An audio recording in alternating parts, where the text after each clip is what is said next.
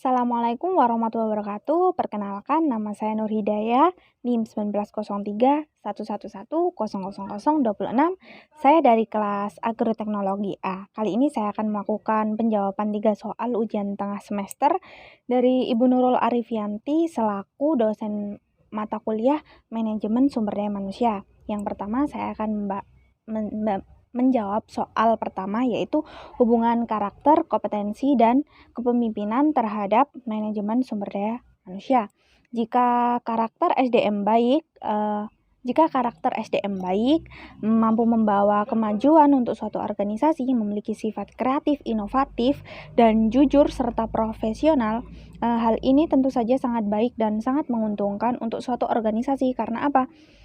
Jika organisasi tersebut dipimpin oleh seseorang yang memiliki karakter bagus, memiliki sifat inovatif, kreativitas, dan memiliki sifat profesional serta selalu ingin memperbarui dan ingin mengevaluasi dari kesalahan-kesalahan, tentu itu akan sangat membuat suatu organisasi maju dan membawa organisasi tersebut untuk terus berevaluasi, untuk terus berevolusi agar semakin maju, baik, dan berkualitas. Tentu saja, hubungan dari karakter, kompetensi, dan kepemimpinan ini dalam manajemen sumber daya manusia ini sangat penting dan sangat berkaitan karena berkaitan dan berhubungan langsung mempengaruhi dari kemajuan suatu organisasi dalam manajemen suatu organisasi. Karena pemimpin yang bagus atau pemimpin itu membawahi banyak SDM di bawahnya, sehingga jika dia mampu memanajemen SDM-nya, maka dia akan membawah seluruh pasukan SDM-nya tersebut untuk maju dan terus berproses dari yang sebelum-sebelumnya, sehingga organisasi ataupun perusahaan, instansi yang dibawahinya akan terus maju karena pemimpinnya pun sendiri memiliki karakter yang bagus, memiliki kompetensi yang layak dan tepat, dan memiliki sifat kepemimpinan yang layak dijadikan pemimpin. Yang kedua yaitu metode dan penerapan dari desain jabatan, perencanaan dan peramalan, serta analisis jabatan. Penerapan dan metode yang digunakan dalam perencanaan ini ada 2, yaitu tren analisis dan rasio analisis. Tren analisis itu memprediksi dari kejadian tahun lalu, seperti contohnya kita mencatat jumlah petani mitra di CV tertentu. Sebentar, baterai saya lemah. Contohnya, dari tren analisis ini untuk menganalisis dan memprediksi dari catatan-catatan tahun lalu. Seperti contohnya, saya memiliki sebuah CV bernama CV Rumah Sejuk, dan dalam 2 tahun terakhir ini saya mencatat dan menghitungkan jumlah petani mitra yang saya bawahi. Lalu dari catatan 2 tahun terakhir tersebut saya jadikan acuan untuk melakukan peramalan untuk rekrutmen tahun depan sebagai acuannya dari 2 tahun yang lalu, sehingga tidak ada keplesetan ataupun kelebihan ataupun over budget dari rekrutmen tersebut. Yang kedua yaitu rasio analisis. Rasio analisis yaitu memprediksi dan menganalisis peramalan untuk kebutuhan dari karyawan ataupun SDM yang kita butuhkan dengan rasio. Contohnya, CV Rumah Sejuk itu dalam setahun ini memiliki pendapatan 100 miliar.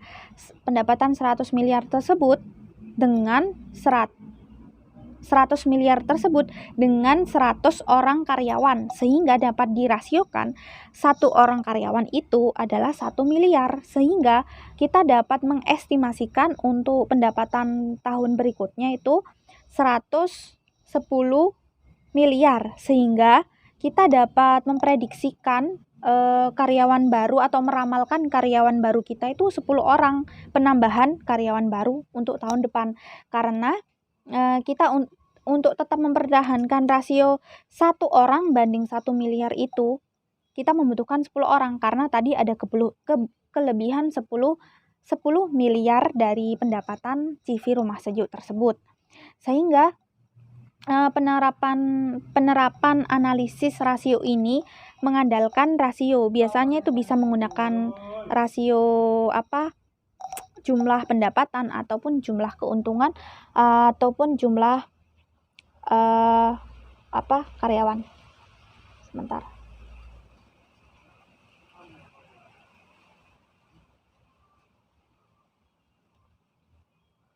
Lalu yang kedua ini penerapan dan metode dari desain jabatan. Desain jabatan tersendiri itu adalah suatu desain dan kualifikasi dari jabatan-jabatan yang dibutuhkan oleh suatu organisasi, lembaga ataupun instansi.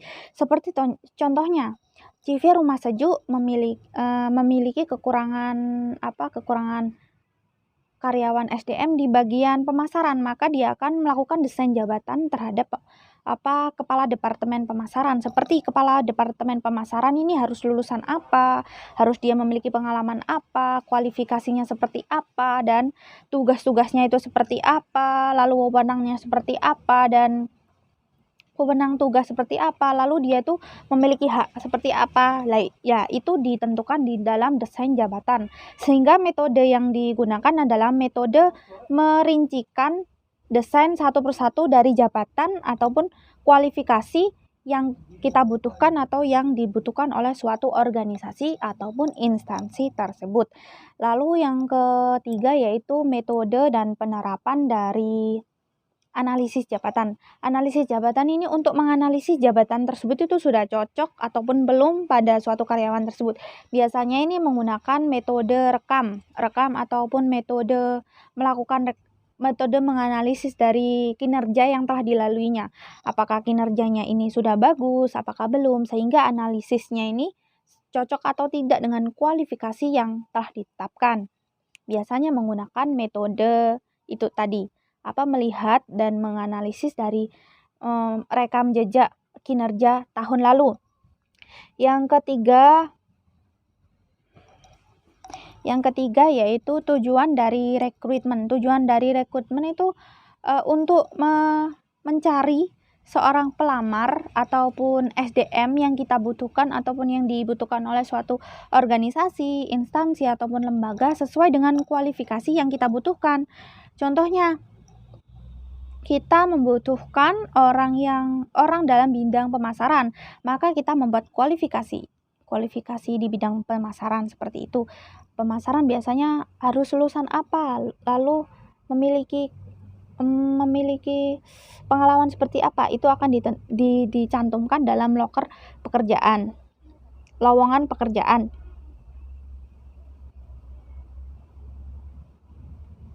Itu tadi dari tujuan dari rekrutmen, yaitu untuk menyaring ataupun mencari pelamar yang sesuai dengan kualifikasi yang dibutuhkan oleh suatu perusahaan, begitu singkatnya.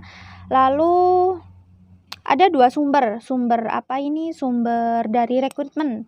Ada sumber internal dan eksternal. Internal ini dari dalam perusahaan itu sendiri, eksternal itu dari luar perusahaan itu sendiri. Biasanya dari dalam perusahaan ini sendiri itu ada proses suksesi dan penawaran. Biasanya itu kan ada seorang bos itu menawarkan suatu jabatan secara langsung untuk karyawan di bawahnya. Seperti misalnya ada itu departemen pemasaran kosong, maka siapa yang mau masuk ke departemen pemasaran? Itu biasanya penawaran secara langsung dari bos untuk proses sumber dari rekrutmen secara internal ini. Lalu sumber rekrutmen secara eksternal yaitu dari luar lembaga, instansi ataupun perusahaan. Biasanya ini ada beberapa sumber seperti write-in, itu biasanya pelamar tuh melakukan penulisan daftar riwayat hidup atau penulisan lamaran secara langsung, melakukan pengisian belangko yang telah disiapkan oleh suatu perusahaan, sehingga dia bisa menentukan kualifikasinya itu cocok tidak dengan apa yang dibutuhkan oleh perusahaan tersebut. Lalu ada walk-in, yaitu pelamar tuh mendatangi perusahaan itu dan mencari tahu apakah ada pekerjaan yang sesuai dengan kualifikasi yang dimilikinya. Lalu yang kedua ya.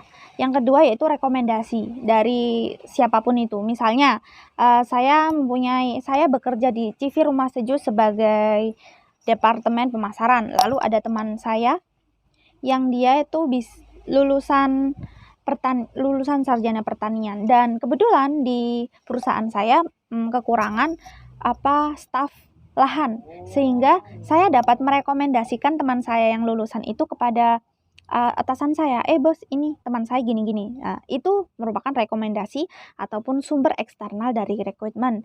Lalu yang ketiga ada iklan. Proses pengiklanan bisa melalui media sosial, melalui TV, majalah, koran, dan berbagainya, sehingga kita dapat melihat itu ada lowongan pekerjaan yang sesuai dengan kualifikasi kita atau tidak. Yang keempat ada agen ketenaga kerjaan. Biasanya agen-agen ini tuh menyediakan tenaga kerja yang siap dikirim sesuai dengan kualifikasinya ke semua perusahaan lembaga yang membutuhkan. Lalu setelah agen ketenaga kerjaan ada lembaga pendidikan ataupun pelatihan seperti BLK. Biasanya BLK itu menyediakan pelatihan memasak, pelatihan salon, pelatihan menjahit, sehingga para peserta-pesertanya ini bisa dikirim ke sesuai dengan bidangnya masing-masing. Misalnya dia memasak, maka dia akan dikirim ke kafe ataupun ke perusahaan yang membutuhkan seperti itu.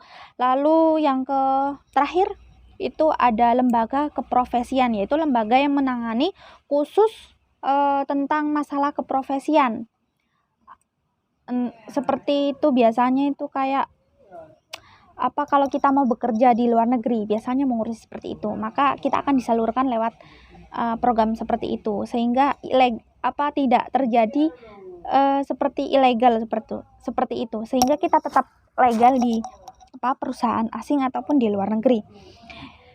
Lalu soal yang terakhir tentang kelemahan dari eksternal dan internal ini. Untuk kelemahan dari sumber internal ini adalah biasanya itu ketidakprofesionalan dari SDM. Misalnya saya bekerja di perusahaan ayah saya sendiri. Saya itu karena itu perusahaan ayah saya merasa ngapain saya harus tepat, ngapain saya gini, karena itu punya ayah saya sendiri, sehingga saya melakukan ketidakprofesionalan. Padahal untuk dalam bidang pekerjaan kita harus melakukan keprofesionalan walaupun itu milik keluarga kita sendiri. Lalu selain ketidakprofesionalan yaitu kadangkala adanya orang dalam, sehingga kita mempersulit untuk orang lain masuk ke lingkungan ataupun ke pekerjaan kita, ke pekerjaan ataupun ke perusahaan, karena adanya sistem orang dalam ini. Itu biasanya juga sistem orang dalam ini juga memicu ketidakprofesionalan karena dia tidak mengutamakan kualifikasi tetapi mengutamakan perasaan individual. Lalu untuk kelemahan dari sumber eksternal ini adalah biasanya karena adanya kesalahan dalam proses rekrutmen itu, kadangkala kan ada kesalahan. Biasanya itu ada sesuatu, misalnya saya tidak lulus tes dalam suatu perusahaan, tapi karena ada kesalahan saya diluluskan, dan itu aslinya itu tidak lulus karena ada kesalahan tersebut, saya menjadi lulus sehingga saya masuk, yang artinya saya itu aslinya tidak memenuhi kriteria dan kualifikasi. Berhubung ada kesalahan, maka saya masuk karena ada kesalahan tersebut. Itu kelemahannya. Lalu karena ada sistem rekomendasi, ini juga bisa terjadi keprofesionalan. Lalu adanya iklan, biasanya ada penipuan juga karena iklan ini. Ada penipuan ataupun ada sumber-sumber ilegal yang mencantumkan pekerjaan-pekerjaan yang menggiurkan, padahal itu aslinya ilegal dan tidak ada badan hukumnya.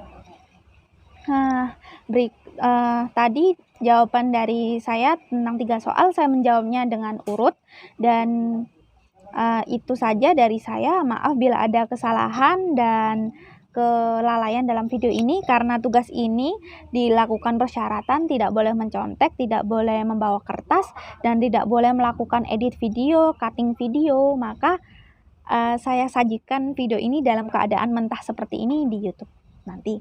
Terima kasih Bu Nurul Arifianti selama 7 pertemuan ini menemani saya dalam memperdalam mata kuliah manajemen sumber daya manusia. Terima kasih dan maaf jika ada kesalahan dari video yang saya sajikan. Assalamualaikum warahmatullahi wabarakatuh.